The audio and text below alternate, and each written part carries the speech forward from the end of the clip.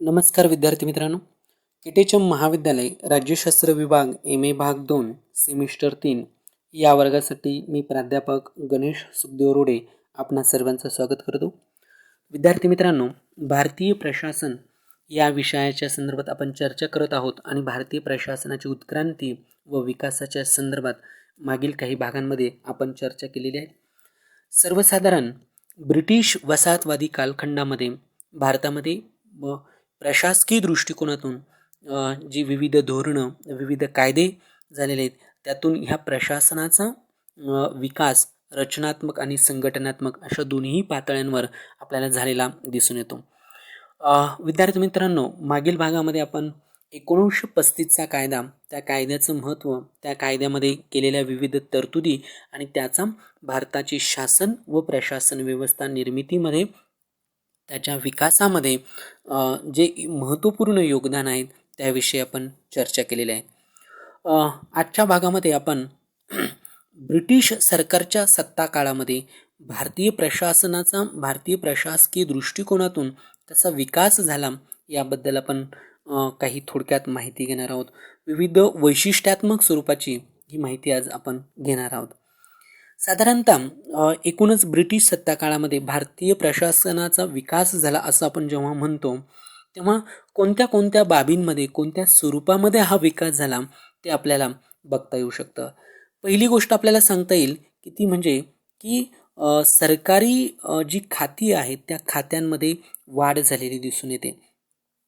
कारण कंपनी सरकारच्या काळामध्ये सरकारी खात्यांची संख्या ही अत्यंत मोजक्या स्वरूपामध्ये आपल्याला असल्याची सांगता येते. म्हणजे सुरुवातीच्या काळामध्ये व्यापारी खातं, लष्करी खातं किंवा गुप्त वार्ता खातं, कायदा खातं अशी मोजकी खाती होती.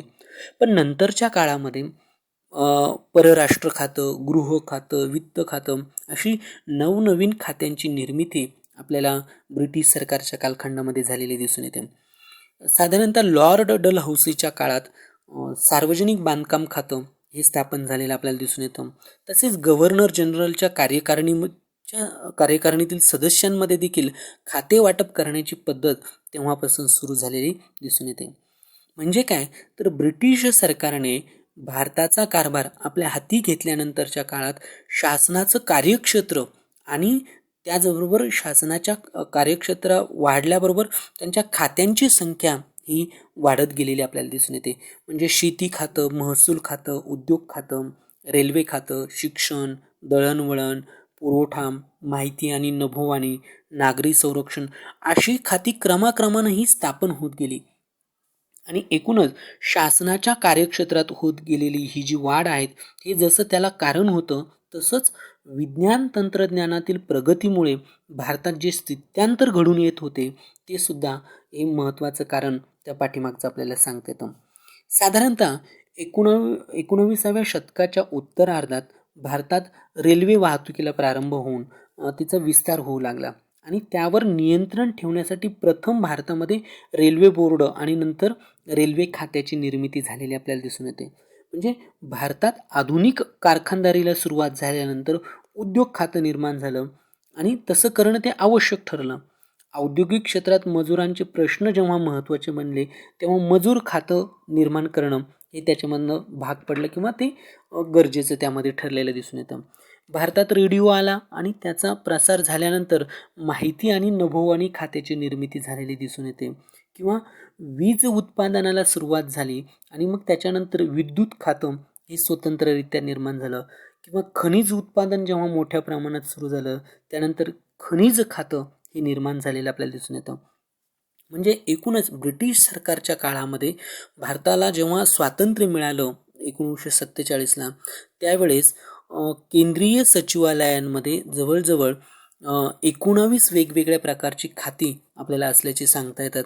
त्यामध्ये गृह खातं, परराष्ट्र व्यवहार आणि राष्ट्रकुल संबंध, संरक्षण, व्यापार, दळणवळण, वित्त, वाहतूक, रेल्वे, शिक्षण, आरोग्य, शेती, अन्नधान्य, उद्योग आणि पुरवठा, प्रांत, कायदेमंडळ, बांधकाम, खाणी व वीज उद्योग असेल, मजूर असेल आणि माहिती आणि नभोवाणी अशी 19 खाती जवळजवळ भारत स्वतंत्र होते झाला त्यावेळेस आपल्याला ही असल्याची दिसून येतात. म्हणजेच ह्या काळामध्ये प्रशासकीय दृष्टिकोनातून सरकारी खात्यांची जी वाढ झालेली ती आपल्याला महत्त्वपूर्ण सांगते ते. त्याचबरोबर नागरी सेवांची देखील वाढ आपल्याला झालेली दिसून येतात आणि नागरी सेवांचे वेगवेगळे प्रकार देखील त्याचे आपल्याला सांगता येतील. म्हणजे ब्रिटिश सरकारच्या राजवटीत नागरी सेवांची जी वाढ झाली आणि त्याचे जे प्रकार पडले त्यातील ठळक टप्पे आपल्याला काही प्रमाणात सांगता येतील. साधारणतः सन 1853च्या कायद्याने नागरी सेवेतील भरतीबाबत खुल्या स्पर्धेचं तरतूद भारतामध्ये पहिल्यांदा स्वीकारलेलं आपल्याला दिसून येतं आणि सन 1855 पासून भारतीय नागरी सेवेतील, ज्याला ICS म्हणतो आपण, त्या ICS अधिकाऱ्यांच्या भरतीसाठी खुल्या स्पर्धेद्वारे परीक्षा घेण्यात येऊ लागल्या आणि ब्रिटिश लोकांसाठी आणि निवडलेल्या उमेदवारांना ब्रिटनमध्ये प्रशिक्षण देऊन भारतात पाठवलं जाऊ लागलं. त्याचबरोबर सुशिक्षित भारतीय लोकांना नागरी सेवेत संधी देण्यासाठी सन 1879मध्ये वैधानिक नागरी सेवा असा एक सेवेचा प्रकार निर्माण करण्यात आला आणि नागरी सेवेतील काही जागा या सेवेमध्ये समाविष्ट करण्यात आल्या. त्यानंतर साधारणतः सन 1887मध्ये नागरी सेवेतील सुधारणांबाबत शिफारशी करण्यासाठी नेमलेल्या जे इचिसन समिती जी होती त्या समितीने आपला अहवाल सादर केला आणि त्या अहवालातील शिफारशीनुसार दुय्यम सेवा असा एक वेगळा प्रकार करण्यात आला. इचिसन समितीचा अहवाल हा भारतीय नागरी सेवांच्या विकासातील एक महत्त्वाचा टप्पा देखील मानला जातो. या अहवालाने भारतीय नागरी सेवेच्या पायाभूत रचनेचा आराखडा आपल्याला ठरवलेला दिसून येतो. त्याचबरोबर भारतीय नागरी सेवा, ज्याला ICS म्हटलं जातं, ती देखील कायम राहिली आणि वैधानिक नागरी सेवेला प्रांतिक नागरी सेवा असं त्याचं नाव देण्यात आलं. ह्या दोन सेवांच्या व्यतिरिक्त दुय्यम नागरी सेवा अशी एक कनिष्ठ स्तरावरील सेवा देखील या कालखंडात निर्माण केलेल्या आपल्याला दिसून येतात. म्हणजे एकूण अशा रीतीने त्या काळात देशामध्ये नागरी सेवेचे भारतीय नागरी सेवा, प्रांतिक नागरी सेवा आणि दुय्यम नागरी सेवा असे 3 प्रकार निर्माण झालेले आपल्याला दिसून येतात. पुढे 19व्या शतकाच्या अखेरच्या दशकामध्ये भारतीय नागरी सेवांमध्ये 3 नव्या सेवा निर्माण करण्यात आल्या. म्हणजे सन 1892मध्ये भारतीय अभियांत्रिकी सेवा आणि भारतीय पशुवैद्यकीय सेवा आणि पुढे सन 1897मध्ये भारतीय वैद्यकीय सेवा अशा सेवा निर्माण करण्यात आल्या. 20व्या शतकाच्या प्रारंभी इम्पेरियल पोलीस आणि भारतीय शिक्षण सेवा या देखील निर्माण करण्यात आलेल्या दिसून येतात. सन 1919चा जो सुधारणा कायदा होता, या सुधारणा कायदा अंमलात येण्यापूर्वी भारतात अशा प्रकारे जवळजवळ 9 अखिल भारतीय सेवा ह्या अस्तित्वात आलेल्या होत्या. पुढे सन 1923 साली ली कमिशन नेमण्यात आलं आणि ह्या ली कमिशनच्या शिफारशीनुसार नागरी सेवेचे 3 वर्गांमध्ये त्याची विभागणी करण्यात आली. एक म्हणजे अखिल भारतीय सेवा, दुसरा केंद्रीय सेवा आणि तिसरं म्हणजे प्रांतिक सेवा. एकूणच 1935च्या कायद्याने पुढे पुन्हा अखिल भारतीय सेवा, भारतीय नागरी सेवा आणि भारतीय वैद्यकीय सेवा ह्या 3 अखिल भारतीय सेवा कायम ठेवल्या आणि बाकीच्या ज्या सेवा होत्या त्या रद्द करण्यात आल्या. त्याही नंतर जेव्हा स्वातंत्र्यानंतर ब्रिटिश काळात भारतीय नागरी सेवा आणि इंडियन पोलीस या नावाने ओळखल्या जाणाऱ्या ज्या अखिल भारतीय सेवा होत्या त्यांना अनुक्रमे भारतीय प्रशासकीय सेवा आणि भारतीय पोलीस सेवा अशा प्रकारची नावं दिली आणि ह्या दोन्ही सेवा पुढे कायम ठेवण्यात आलेल्या आपल्याला दिसून येतात. म्हणजे नव्या अखिल भारतीय सेवा निर्माण करण्याची तरतूद राज्यघटनेत करण्यात आली आहे आणि त्यानुसार राज्यसभेस हजर राहून मतदान करणाऱ्या सभासदांच्या 2/3 बहुमताने तसा ठराव व्हावा लागतो आणि त्यानंतर संसदेला कायदा करून अखिल भारतीय सेवा नव्यानं ह्या सेवा निर्माण करण्याचा अधिकार संसदेला त्यामध्ये देण्यात आलेला आहे. आणि या पद्धतीनुसार सन 1966मध्ये संसदेने अशा प्रकारचा कायदा करून भारतीय वनसेवा ही 3री अखिल भारतीय सेवा त्यामध्ये निर्माण केलेली आपल्याला सांगता येते. त्याचबरोबर भारतीय प्रशासकीय विकासाच्या दृष्टिकोनातून ब्रिटिश सत्ता काळामध्ये अजून एक महत्त्वपूर्ण वैशिष्ट्य आपल्याला सांगता येतं, आणि ते म्हणजे की नागरी सेवांचं जे भारतीयीकरण झालं ते महत्त्वपूर्ण होतं.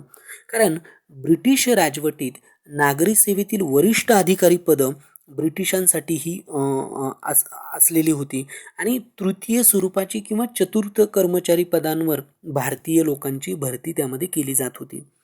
भारतीयांना प्रशासनातील वरिष्ठ जागा प्राप्त करण्याचा अधिकार असला पाहिजेत, आणि त्याबाबत ब्रिटिश आणि भारतीय असा कोणताही भेदभाव केला जाऊ नये अशी भारतीय राष्ट्रीय काँग्रेसची मागणी ही अनेक वर्षांपासून आपल्याला असलेली दिसते. आणि त्याचा परिणाम म्हणजे पुढे 1917 साली जेव्हा भारत मंत्री ब्रिटनचा त्याने ब्रिटनच्या हाऊस ऑफ कॉमन्स या सभागृहामध्ये अशी घोषणा केली की भारतात जबाबदार शासन स्थापन करणं हे ब्रिटिश सरकारचं मुख्य उद्दिष्ट आहेत, आणि प्रशासनाच्या सर्व शाखांमध्ये भारतीयांचा वाढता सहभाग साध्य करणं ही त्याची पहिली पायरी आहेत, असं त्याने जाहीर केलं. जेव्हा या घोषणेला अनुसरून पुढे सन 1919चा जो सुधारणा कायदा होता, या सुधारणा कायदा करण्यात आला, आणि ह्या कायद्याने केंद्रीय विषय आणि प्रांतिक विषय अशी विषयांची विभागणी करण्यात आली. प्रांतांकडे काही विषय आणि उत्पन्नाच्या बाबी सोपवण्यात आल्या, आणि संघराज्य निर्मितीच्या दृष्टिकोनातून उचललेलं ते पहिलं पाऊल असं आपल्याला त्यामध्ये म्हणता येऊ शकतं. एकूणच प्रांतांकडे विशिष्ट विषय सोपवले असले तरी जी जबाबदारी होती ती जबाबदारी पार पाडण्यासाठी प्रांतांकडे आवश्यक ती प्रशासकीय यंत्रणा असली पाहिजे असा देखील युक्तिवाद त्यावेळेस केला जाऊ लागला, आणि मग भारतातील राजकीय नेतेही प्रांतांकडे अधिक अधिकार द्यावेत अशा प्रकारची मागणी आपल्याला करताना दिसून येतात. आता याला प्रतिसाद म्हणून व्हिस्काउंट ली यांच्या अध्यक्षतेखाली सन 1923 साली एक आयोग नेमण्यात आला. त्याला ली कमिशन किंवा ली आयोग असं म्हणून पण ओळखलं जातं. आता ह्या आयोगाने आपला अहवाल पुढे 1924 साली सरकारला सादर केला, आणि त्यात काही शिफारशी केल्या. त्यातल्या काही महत्त्वपूर्ण शिफारशी काय होत्या, तर जे विषय प्रांतांकडे सोपवलेले आहेत त्यांच्या बाबतीत कर्मचाऱ्यांची भरती किंवा नेमणूक करण्याचा अधिकार संबंधित प्रांतिक सरकारकडे सोपवला पाहिजेत. दुसरी महत्त्वाची शिफारस अशी होती की नागरी सेवांमध्ये वेगवेगळ्या श्रेणींमध्ये शक्यतोवर युरोपियन आणि भारतीय लोकांची समप्रमाणात भरती केली जावी. तिसरी शिफारस अशी होती की अखिल भारतीय सेवांमध्ये भारतीयांचं प्रमाण वाढवावं.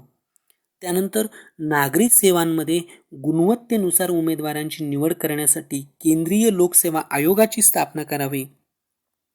अशा प्रकारच्या ली कमिशनने वेगवेगळ्या प्रकारच्या शिफारशी त्यामध्ये केल्या होत्या. आता ह्या शिफारशींद्वारे दोन महत्त्वपूर्ण बदल त्या काळात त्या सरकारने घडून आणले.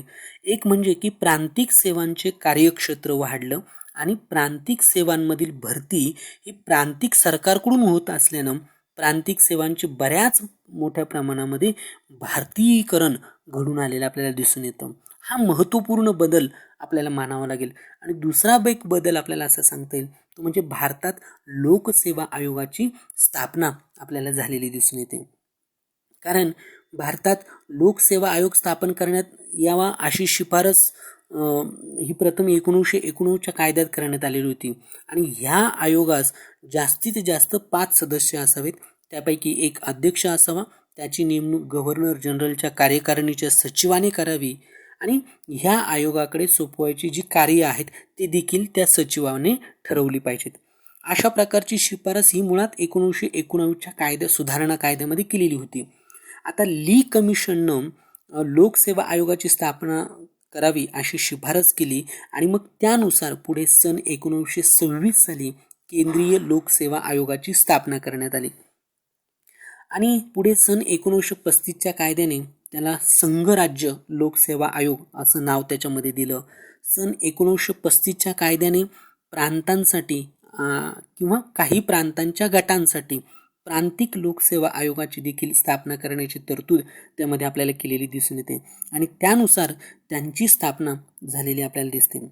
सन 1950 साली भारताची राज्यघटना अंमलात आल्यानंतर संघ राज्य लोकसेवा आयोग हा संघ लोकसेवा आयोग आणि प्रांतिक लोकसेवा आयोग हा राज्य लोकसेवा आयोग या नावाने ते ओळखले जाऊ लागले.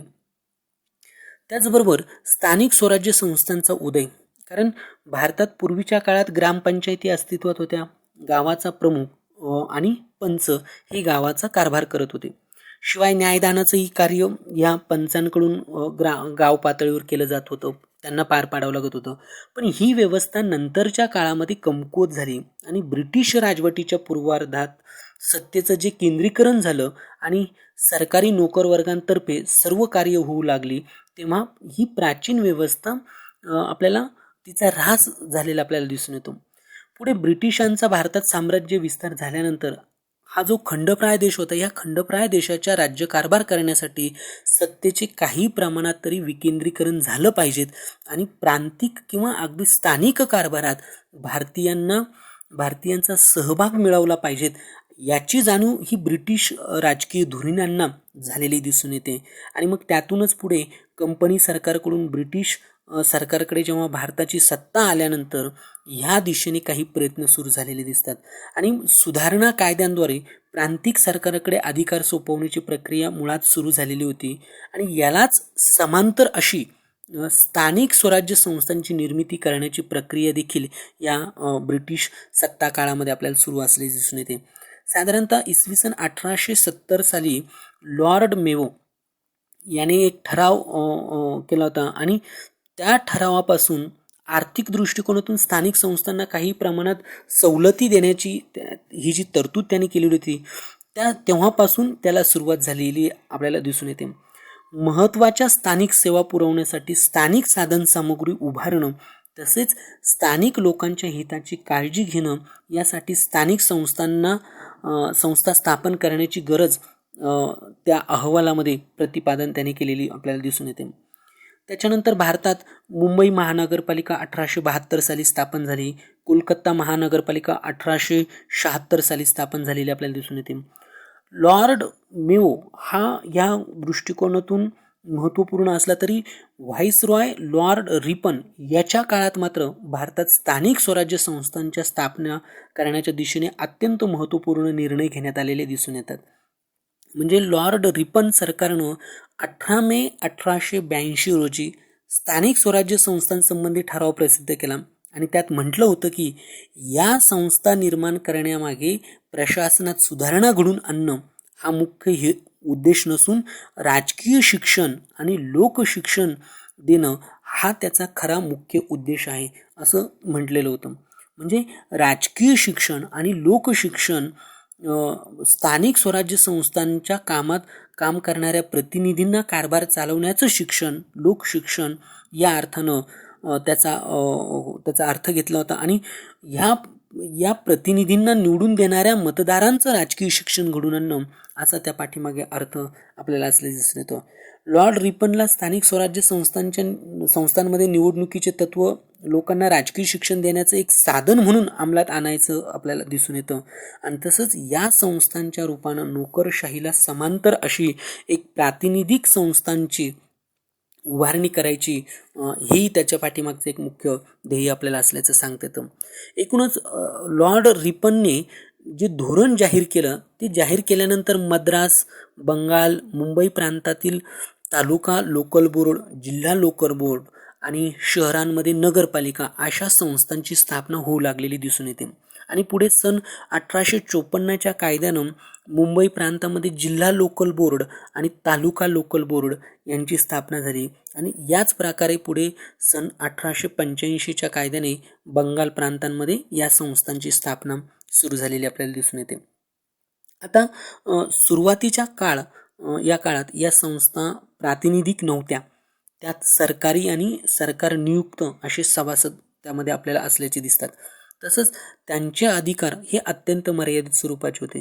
पण या संस्थांच्या स्थापनेने भारतात स्थानिक स्वराज्य संस्थांचा पाया घातला गेला आणि म्हणूनच लॉर्ड रिपनला भारतातील स्थानिक स्वराज्य संस्थांचा जनक असं देखील म्हटलं जातं. 1907 साली विकेंद्रीकरणाच्या प्रश्नावर एक रॉयल कमिशन नेमण्यात आलं आणि 1909 साली या कमिशनने आपला अहवाल सादर केला.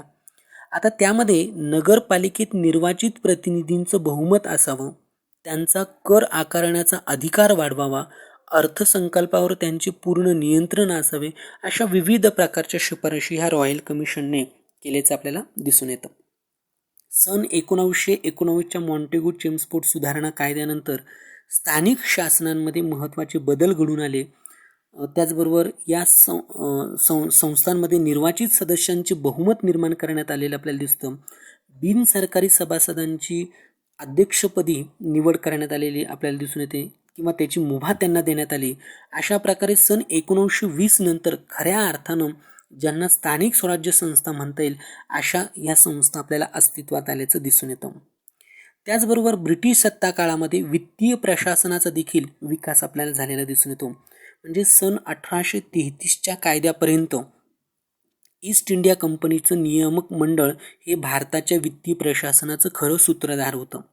पण सन 1833चा कायदा होईपर्यंत भारतात गोळा होणारा महसूल हा कंपनीच्या व्यापारी उत्पन्नाचा भाग मानला जात होता आणि सन 1833च्या कायद्याने व्यापारी कंपनीचं रूपांतर एक प्रशासकीय कंपनीमध्ये झालं आणि त्यानंतर भारतातील वित्तीय प्रशासन निर्माण करणं हे कंपनीसाठी गरजेचं ठरलं.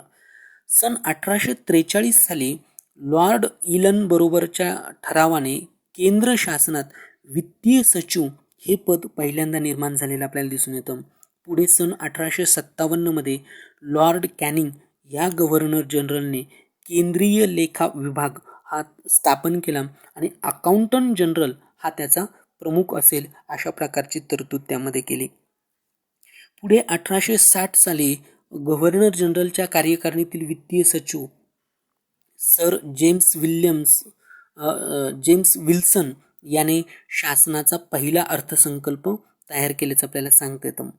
पुढे 1860 सालीच अकाउंटंट जनरलकडे ऑडिट विभागाची कार्य सोपवण्यात आली आणि तो अकाउंटंट व ऑडिटर जनरल बनलेला आपल्याला दिसतो. पुढे 1863 साली नेमलेल्या एका आयोगाच्या शिफारशीनुसार वित्तीय वर्ष हे 1 मे ते 31 एप्रिल याऐवजी 1 एप्रिल ते 31 मार्च असं त्यामध्ये करण्यात आलं आणि मला वाटतं ते आजही आपण तेच फॉलो करतो. पुढे सन 1882मध्ये अकाउंटंट आणि ऑडिटर जनरल ऐवजी त्या पदाचं नामाभिधान कंट्रोलर अँड ऑडिटर जनरल असं त्यामध्ये करण्यात आलेलं आपल्याला दिसून येतं आणि ही रचना आजही भारतामध्ये आपल्याला असल्याची दिसून येते. तेवढंच नाही तर पुढे केंद्रीय कायदे मंडळाने केलेल्या कायद्यानुसार भारतीय रिझर्व्ह बँकेची स्थापना देखील झालेली आपल्याला दिसून येते आणि 1935 पासून ह्या रिझर्व्ह बँकेचा कामकाजाला सुरुवात झालेली आपल्याला दिसून येते. अशा प्रकारे सन 1833 ते 1860 या काळात वित्तीय प्रशासनासंबंधी ज्या बाबी अंमलात आल्या त्या भारतातील वित्तीय प्रशासनाची कायमस्वरूपीची वैशिष्ट्य म्हणून आपल्याला बनलेले दिसून येतात.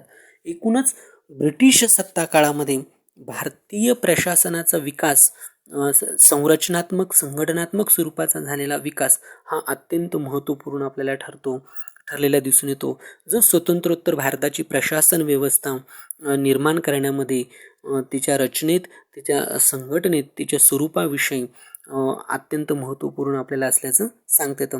विद्यार्थी मित्रांनो, इथे आपण थांबूया. याचा जो पुढील भाग आहे, राहिलेला उर्वरित भाग, तो आपण पुढील भागामध्ये त्याची चर्चा करू. तोपर्यंत थांबूया. सर्वांचे धन्यवाद.